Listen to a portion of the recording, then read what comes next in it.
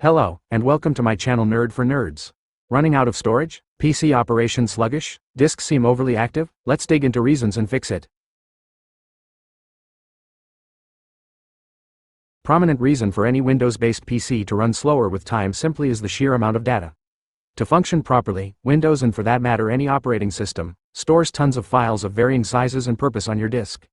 You can imagine that over time with your usage and changes to that system, data keeps piling up. Not only because you work, create and game with your machine, but also because Microsoft and the developers of applications you have installed keep providing updates for a number of reasons: to improve security, add support for more devices, adjust configurations, or to upgrade you on the latest functionality and ideally upsell more value to you. Previous versions are often left on your machine, for backup reasons or just because the update procedure doesn't consider cleaning up. So all those changes, besides our usage and creation, leave their traces across your Windows system. As we have seen, in terms of size, for data there's only one direction. But wait, things get worse. Data needs to be structured to make sense to machines and humans, so operating systems create chunks of data in files and folders. Did you know that a typical Windows installation of version 10 or 11 has hundreds of thousands of files? Yes, you heard correctly. The thing is, each of those files is positioned in different places that your storage device needs to find, access, size, read and write to, and possibly even jump to different chunks of a single file. Now imagine you still have a mechanical hard drive installed. Sounds familiar? If it does, and you hear it loud and often, then you know what I mean. Especially smaller files become problematic, but also bigger files get split up or fragmented, which on mechanical drives can be rearranged by so-called defragmentation tools, but it won't solve general sluggishness. On SSDs, short for solid-state drives, this no longer is as problematic as there are no mechanical components. They don't fragment, but your drive can still fill up and the SSD becomes slower the more it does. Let's picture this. A fresh install of Windows 10 has around 150,000 files using around 15 GB. Windows 11 often reaches 700,000 files, depending on the version, between 17 and 18 GB in size.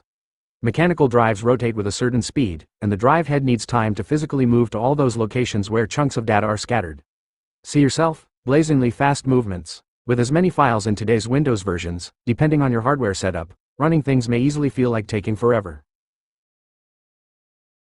If this is the first time you hear about Windows slowing down from clutter, I bet it will be very fruitful for you to simply give it a shot, as it's most probable your machine's been collecting a lot of stuff all along. However, that also means the cleanup operations described might take quite a while to complete. Be patient, I'm sure you'll notice the difference. And then, running it more often habitually can avoid the clutter coming back. I run those cleanups at least after every bigger Windows update to free up the space. Some say that's risky because you can't revert, but firstly, reverting a Windows update isn't that easy either. Secondly, I haven't encountered this issue across 2 decades, and last but not least, in worst case there still is Windows function of system restore, backing up essential files every now and then. Post your questions to the comments, I'll be happy to address. If you like this video, leave me a thumbs up and subscribe to my channel Nerd for Nerds to no longer miss out. Before we go ahead cleaning up, one thing you should check is the size of RAM, that is, random access memory, installed on your machine. It matters, because a common technique to speed up disk operations is to load some of the data into memory, which is a lot faster than even the fastest SSD you can buy today.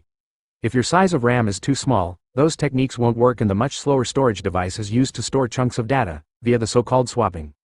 Every Windows version comes with a recommended minimum set of hardware requirements you should check if you meet, otherwise consider adding some modules. Note, these are minimum requirements and the more you have, the better for smooth Windows operations way beyond excessive disk swapping.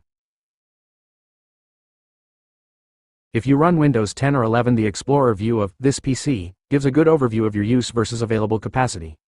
Right-click one drive, select Properties and then Details to get this category view to get a high-level idea.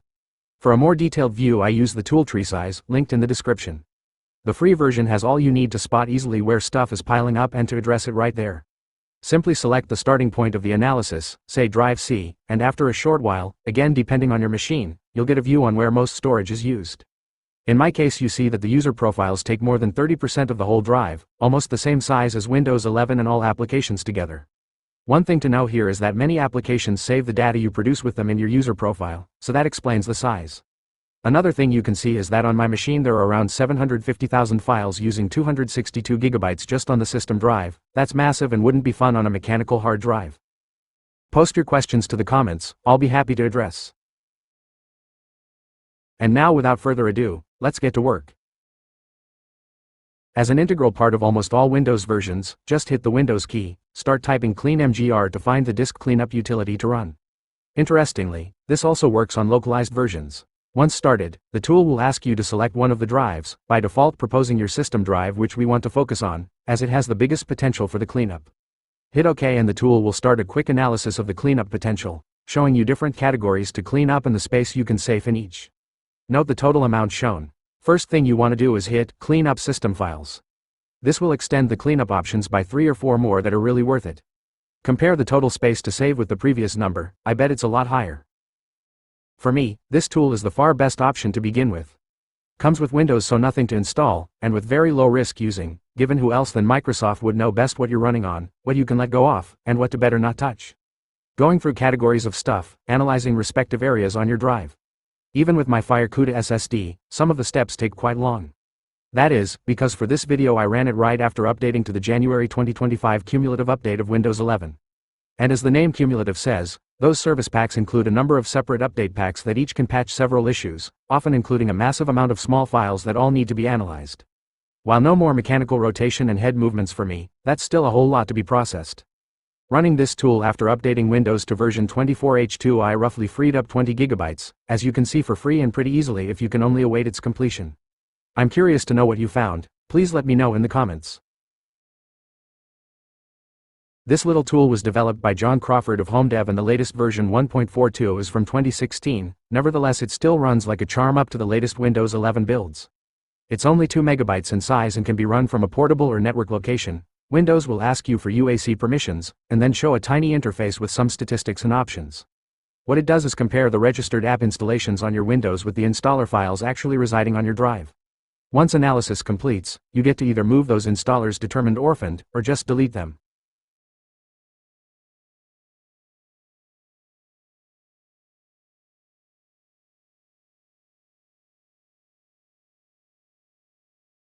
This open-source tool developed by Andrew Zeem is also available for Linux, confirming the operating system cluttering up isn't only a Windows problem.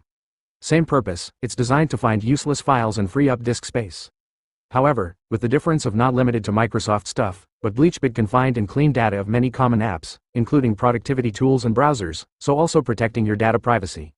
The interface is minimal, focusing on functionality.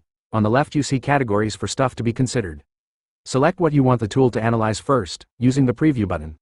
Before you go ahead cleaning you can also play with the selection to find a good balance between safety and disk space freed.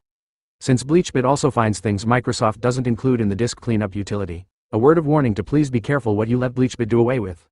But worry you not, each category comes with a helping text to describe what each option contains and might entail. Portable and some localized versions are available. Latest stable version is 4.62 from 2024, and a more recent alpha is currently in development. Post your questions to the comments, I'll be happy to address.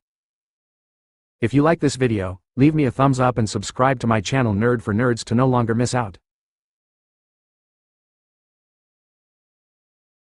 Lastly, and honestly intentionally the least option for me is C or PatchCleaner. While available for many years since the era of Windows XP and also available for Mac and Android, the tool got acquired by Czech antivirus company Avast and ever since got repeatedly involved in scandals around data privacy issues, such as phoning home, sneaking in ad and spyware, and officially denying, while it was proven several times by researchers. Of course, it's always been about the money, given this tool was downloaded millions of times. But it's full of ads and annoys by oh so great special offers unless you buy one of the pro versions starting at $40 per year. While I originally was a big fan, over time I got very skeptical and today I really try to not use it, except once in a while only the portable version and in a safe environment, tightly controlling what's running. Up to you to decide whether you want to trust the vendor or risk unwanted stuff on your machine. It still can be a more convenient option if you do. Its main function, to clean clutter, can be achieved with the 3 other tools I showed, but PatchCleaner indeed has some added values, but which partially are charged for. The interface looks similar to BleachBit but is graphically advanced and more elaborate. It gives you statistics and provides better grouping of information meaningful to the operation at hand. Still, much of it in my view is not required. To me it looks and feels more like a marketing money machine. One of the paid features is the driver updater. It conveniently scans your devices and respective driver versions on your machine, and compares them to an online database of the latest versions known. That's useful, given so many device and software combinations. Even though devices have unique identifiers, it can be tedious to find exactly the right driver. Same goes for similar functionality for scanning your machine for outdated application versions. Scanning works to show you the potential value of upgrading to the paid version, but of course it doesn't let you update. You can enter a 60 days trial mode, and maybe that's enough for a one-time update. But I'm sure they will want to prevent you from doing it again later. Applications today often come with an automatic update check, and the frequency of updates isn't as high, so this functionality I don't think is worth it. For me, the driver would be more relevant, but only, had I not known there is another way of doing this for free. Most hardware devices of a PC today are integrated into its mainboard or motherboard. All common manufacturers such as Asus or Gigabyte provide their own tool suites, often including driver updates. Here you can see Asus Armory Crate tool suite that does include a driver update among a number of other tools depending on the capabilities of your board. Note that when updating drivers, your machine will need to reboot every so often, so you'll need to run the updater several times to get through the list, but that is no different from either installing manually or using CCleaner, I'm sure.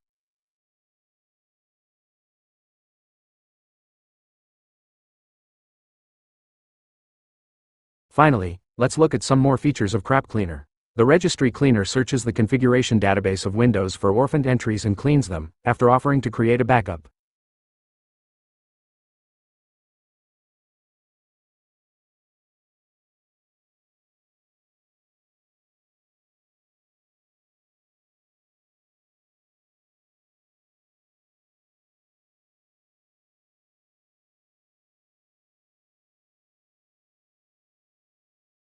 Also, there is drive wiping tool that can overwrite your hard disk with random data to protect your privacy before you dump or sell it. Note, this isn't recommended for SSDs because they might wear out. For SSDs, check the manufacturer's website for tools that erase your disk, often called sanitizing it. Post your questions to the comments, I'll be happy to address. If you like this video, leave me a thumbs up and subscribe to my channel Nerd for Nerds to no longer miss out. Over time, like it or not, your operating system inevitably clutters up. Data from using and from the system and applications self-maintaining nowadays result in hundreds of thousands of files being processed. They all need to be stored, taking up storage space, and accessed for reading and writing across most tasks your PC performs, from booting to any of your operations to shutting down, hindering your effectiveness. To mitigate, start cleaning up to save storage space and repeat it frequently to avoid clumsiness. The 4 tools I showed today can help you achieve that easily. Less clutter, faster and smoother operations, makes users more effective and happy.